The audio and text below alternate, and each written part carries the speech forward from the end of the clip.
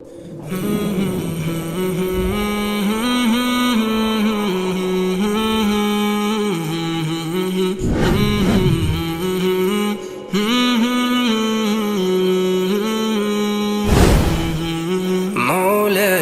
صل وسلم دائما أبدا على حبيبك خير الخلق كلهم مولاي صل وسلم دائما. Salam, j'espère que vous allez bien. On se retrouve pour un nouvel épisode durant mes pérégrinations islamiques, mes voyages islamiques. Et on se retrouve dans une ville qui n'est pas n'importe quelle ville, qui est Istanbul, donc anciennement Constantinople, et qui était la capitale, tout simplement, de l'Empire ottoman. Là, je me trouve au plein cœur du quartier Sultanahmet, entre les deux mosquées. Donc la mosquée bleue qui est derrière moi et la mosquée Sainte-Sophie que vous voyez juste en face de vous. Et voilà, il y a beaucoup de choses à voir.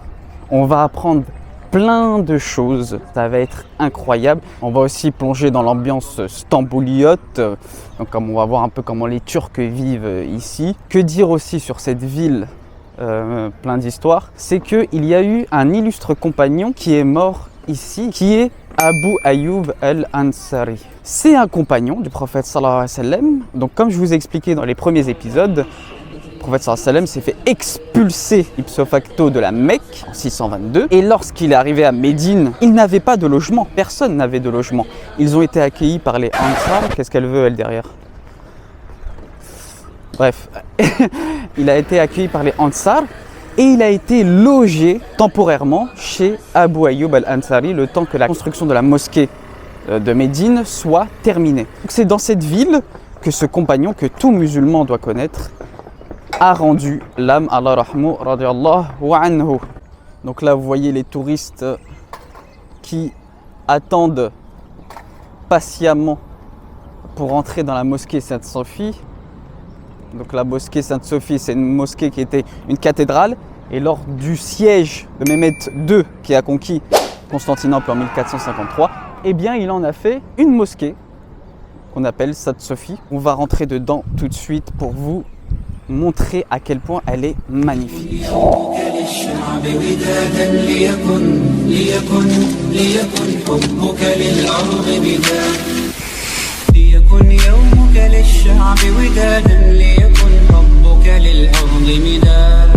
للأرض مداد قلم أنت فكم عبرت عنها وبنيت المجد أطوادا شداد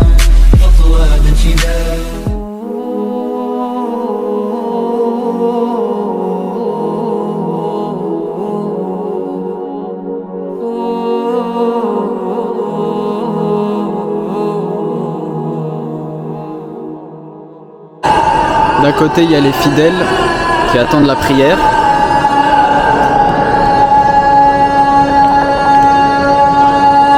Et de l'autre côté, les touristes.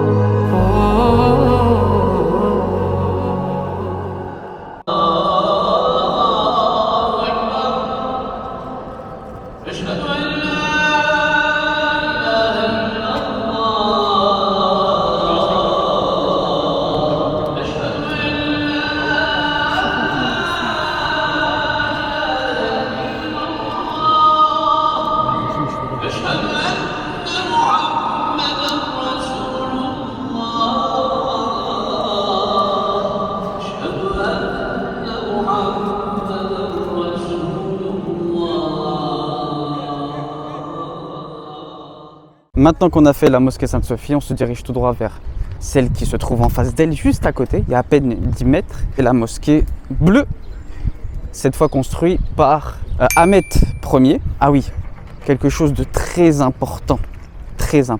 Il ne faut jamais aller dans un endroit en ayant l'intention de visiter une mosquée, hormis les 3 mosquées sacrées, qui sont Médine, la Mecque et la Masjid al-Aqsa. En dehors de ces mosquées, tu n'as pas le droit d'avoir l'intention de oui, je vais en Turquie pour aller visiter les 2 mosquées. Non, c'est pas possible. D'accord? Et du coup, moi je suis venu principalement pourquoi? Pour le palais de Topkaki, où se trouvent les objets les plus incroyables sur Terre. Pour ma part, il y a quoi dedans?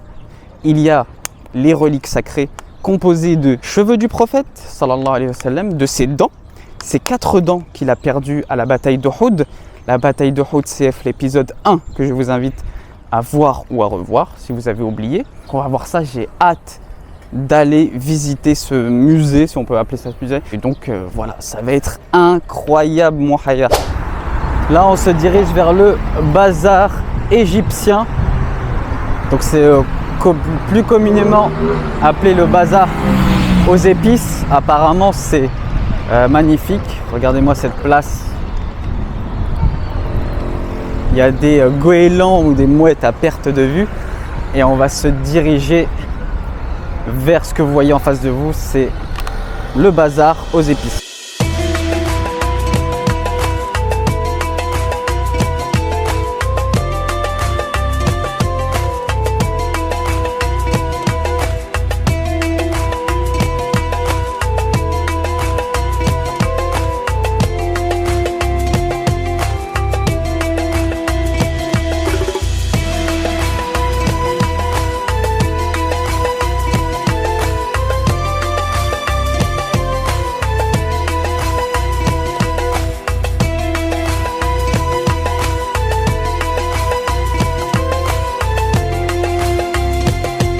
Là, on est vraiment dans le bain turc. C'est le cas de le dire. C'est vraiment trop charmant en fait. L'architecture, les vendeurs qui est en train de chanter, il est en train de chantonner le petit coquin. Ils font du pain, charcuterie. Le bazar se trouve à l'extérieur, en fait c'est un bazar qui est à ciel ouvert et vous avez tout ce que vous souhaitez à moindre prix. Il est plus intéressant je trouve et voilà, on retrouve toujours le même charme. Et dites-vous, il est 8h du mat et c'est dynamique comme ça. J'imagine pas en plein cœur de la journée. On est dans un de mes endroits préférés, je crois. On est en face de la mosquée à Souleymani. C'est la mosquée construite par Soliman le Magnifique. Je crois que c'est l'un des sultans les plus connus de l'Empire ottoman. Et il a étendu l'Empire ottoman jusqu'à Vienne, lors du siège de Vienne en 1529. Bon, il n'a pas réussi, malheureusement, mais c'est pour dire le gars pourquoi j'affectionne cette mosquée, que je vous recommande d'aller voir, parce qu'il y a tout simplement une vue magnifique sur le Bosphore, incroyable. Regardez-moi ça, vous avez la vue sur tout Istanbul. Tout Istanbul est à vos pieds. C'est incroyable, regarde. Incroyable cette vue.